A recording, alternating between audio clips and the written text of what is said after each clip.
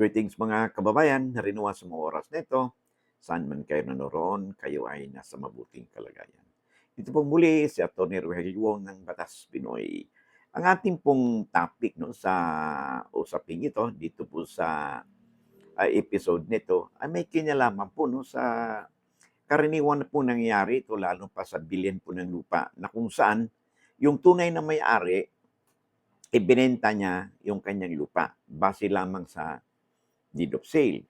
Yung pinagbentahan naman, ibinenta niya uli yung nabili niyang lupa.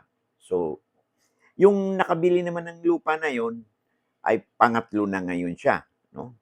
Binenta uli. So, ito po yung kanyang problema ngayon, no?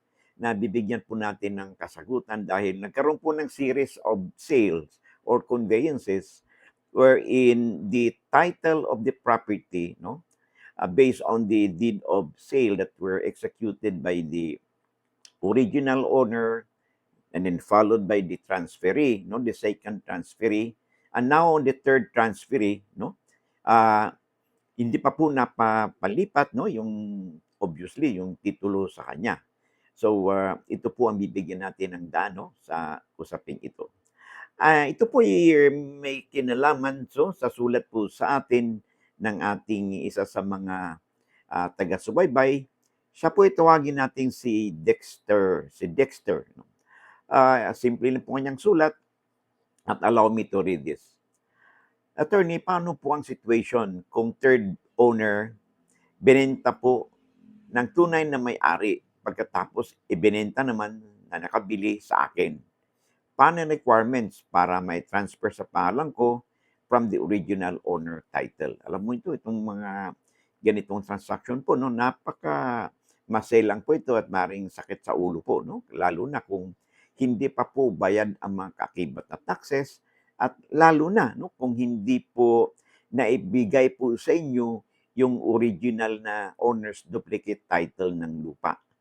So there could be a problem here, but wala namang sinasabi yung sumulat po sa atin na si Dexter na wala sa kanya yung titulo ng lupa. So wala siyang nabanggit. So it presupposes na yung may-ari na nag-execute ng deed of sale, ibinigay niya yung kanyang owner's duplicate title, yung pinaka-original. And then yung pinagbilhan naman niya ay base sa deed of sale, nag-execute siya ng deed of sale at doon niya pinagbili sa second na ngayon. Then, walang problema kung kasama po again yung titulo ng lupa. Okay? And then, yung second, nag-execute siya ng another deed of sale and then kasama din yung titulo po ng lupa. Wala pong problema doon masyado kung ganun man because ang maaari lang magiging issue dito ay ganito, no? Una, ay sigurado ba kayo na notarize po ang inyong deed of sale? That's one. Number two, abay kailangan po no, sa mga transaction kasi sa lupa, lalo na sa paglipat po, may kailangan po mga detalye po ng identities ng parties. Katulad niyan, siyempre, requirements po yan, no? Na kailangan may meron silang kaakibat ng TIN, no? Taxpayers Identification Number, mga government-issued IDs, no? For purposes of determining yung kanila pong legal identities po nila. Now, sana notarize po yung dokumento ninyo, yung deed of sale. Kasi po kung hindi po notarize, yung inyong deed of sale ay hindi po yan mapaparehistro because that will not be considered as a public instrument. Ganon. Then another issue po because there are now, based on your stories, there are now 3 series of transactions, no, incidents dito. So ibig sabihin po niyan, abay bawat paglipat po no ng ng pag-execute ng deed of sale, may kaakibat po yan ng mga taxes. No, katulad niyan, binenta po ng first buyer, yung original owner, binenta. Okay? So that means may tax incidents po ito. So dapat bayad ang capital gains tax. Okay? At documentary stamp tax. Okay? And then, binenta uli, the same, meron na uling transaction, panibagong transaction. Dapat bayad din yung tinatawag nating capital gains tax at saka yung documentary stamp tax plus yung mga penalty at interest charges nito.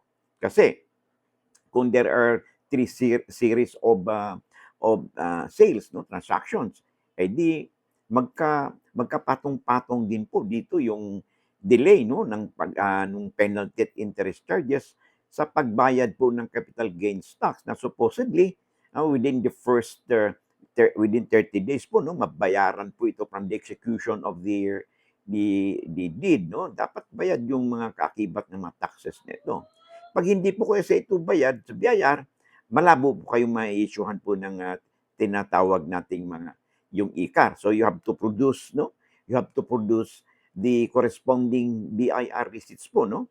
To prove na nagkaroon po talaga ng kabayaran sa mga taxes. Kung hindi po kasi yung mapapakita yon na wala kayong napakitang ebidensya na bayad po ang mga taxes nito, ay malamang po na kayo po ang sisingilin ng mga past taxes, no, that were due during the first and second or even third transaction.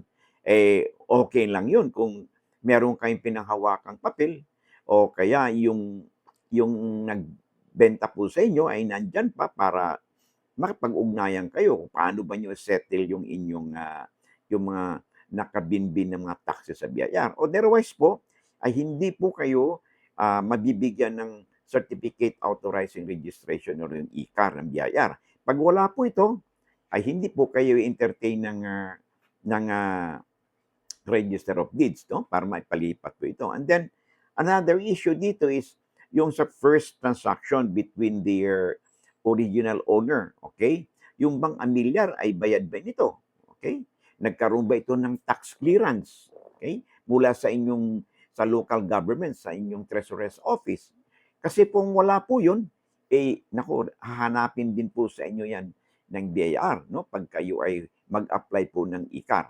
So, all this, no, could add up na magkaroon po kayo ng mga challenges dito dahil ang dami pong mga transaction that you have to settle with the BIR. So, sana maging lesson po natin ito, no, na pag tayo po ay bibili po ng property, lagi nating sinasabi, di ba, due diligence, na mag-exercise ng due diligence. So, kung kayo yung second or third buyer, no, ay kung hindi po kumpleto yung mga nabanggit natin mga dokumento, ay hindi po niya mailipat po yan sa inyong pangalan. Worse, no, kung halimbawa ay wala po sa inyo yung original owner's duplicate title, ay naku, hindi po kayo maparehistro ng Register of Deeds kasi sa mga transaction po, no, involving sale or conveyances or transfer of land, no, ay kailangan po talaga yung original po na owner's duplicate title, no, ng Register of Deeds for purposes of annotations and the cancellation of their old title and the issuance of new one, no, in favor or in the name of their transferee, pinaka-latest po ng transferee. So, that could pose a problem, no, pag wala po ito. So, take note po, no, dito po sa ating napag-usapan upang sa ganun na you can already start collecting, no, documenting yung mga pinag-usapan natin mga transaksyon. Upang sa ganun mailipat po ninyo ang nasabing mga yung bilihan ninyo sa inyong pangalan. Na ang problema pa rin dyan, no, kung halimbawa nawala po yung titulo ng lupa, no, that could pose a problem because kung binili ninyo yan na umasa lang kayo sa Xerox copy ng titulo o certified true copy of the title, ay hindi po ito tatanggapin ng Register of Deeds for registration purposes. So, another problem po yan. Or kung hindi po nyo napanotaryo yan, problema, sakit din sa ulo yan because ay okay lang kung halimbawa ma-trace pa niyo yung mga nagbenta po sa inyo, no?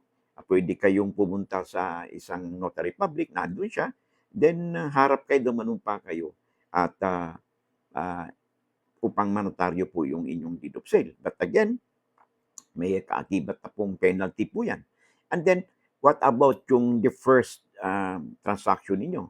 Eh kung hindi po ito na notaryo, and then yung seller could not be located anymore. Maring nag-abroad na or maring hindi nyo alam kung nasaan pumunta, ibang naglipat na ng residence. So this could add up to your challenges, to your problem, no? In respect to with respect to their transferring of their title under your name. So again, I hope nabigyan po natin ng katugunan ang tanong po sa atin ni Dexter. So okay, bago tayo magpatuloy, no? At kung kapapasok pa lang ninyo at kung hindi pa po kayo nakapag-subscribe sa ating channel o nakapag-follow, no, sa Facebook, kasi may bagong account na po tayo sa Facebook, no? Iilan pa lang po nakakaalam po nito. So can you please help me na ma-spread out po natin yung ating advokasya. Pag nag-click po kayo ng, of course, follow and subscribe at saka yung share po, no? At yung like, mahuhuli po tayo ng algorithm ng YouTube. In this way, mas marami po tayong ma-reach out ng mga kababayan po natin at mapalawig pa natin ang ating advokasya na makapagbigay po tayo ng legal na impormasyon o kalaman sa ating mga kababayan. Ang mga impormasyon nating naibigay po, no, na ating tinatalakay po dito, maring sa ngayon yung iba maring walang relevance, no, but it could have relevance mo, no, sa ibang mga viewers, no. They could be your relatives, your neighbors, uh, your acquaintances, no, or mga OFWs natin na sila din ay may mapulot po sa ating mga pinag-usapan. Lagi natin sinasabi, di ba?